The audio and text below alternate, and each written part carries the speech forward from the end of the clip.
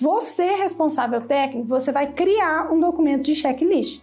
E por que eu falo que você tem que criar esse documento? Porque você vai pensar em cada itemzinho para você não esquecer de nada. Como assim, Maria? Por exemplo, você pode colocar lá, anotar no checklist para você olhar a pintura. Só que se você simplesmente coloca pintura, você pode dar uma passada geral e acabar esquecendo algum detalhe. Então você destrincha cada item, tá? Da sua edificação, tudo certinho, para você lembrar de todos os itens que você precisa olhar nisso. Então, por exemplo, pintura. Pode ser pintura de teto, pode ser pintura de porta, pode ser, às vezes, até pintura da própria esquadria, dependendo do tipo de esquadria que você tá, às vezes é um selador. Então, você destrinchar os itens para que você não esqueça de nenhum. Por isso que eu falo que você tem que fazer a criação desse documento antes mesmo de você fazer esse checklist. Depois, por exemplo, vamos colocar outro item, né? Elétrica, acabamento de elétrica. Você tem que ir lá ver se estão todos os espelhinhos bem montados, se não está de ponta cabeça. Na parte de, por exemplo, marmoraria, você não vai simplesmente olhar a marmoraria, você vai olhar se está quebradinho o cantinho, se tem a massinha, se tem algum risco. E esse checklist, quando você for para a obra com ele já montado, o cliente não está com você. Você vai fazer junto com a sua mão de obra.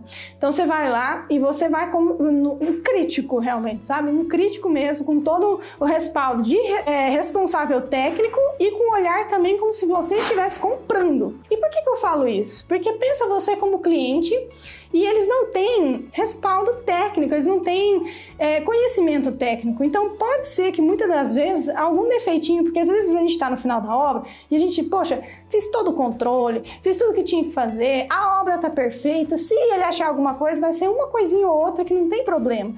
Só que para o cliente que não tem conhecimento técnico, esse pouquinha coisa que não dá problema na obra pode ser muita coisa na cabeça dele. Então pensa só, o pessoal da instalação hidráulica com acabamento de registro do chuveiro não deu aquela prensadinha no final e não encaixou direito. Então esse registro está um pouquinho solto. Agora pensa seu cliente entrando dentro da edificação dele, às vezes é a casa, enfim, e vai lá testar, né, os registros e esse registro não está bem encaixado. Na cabeça dele, isso é o fim do mundo. Ele fala, meu Deus do céu, tá caindo tudo. Entende? Ele não tem esse conhecimento técnico e às vezes era só um pum e pronto, encaixou. Entende? Então, chegar com todo essa calma, vamos dizer assim, né, para acalmar o seu cliente, com conhecimento para que ele realmente fique tranquilo.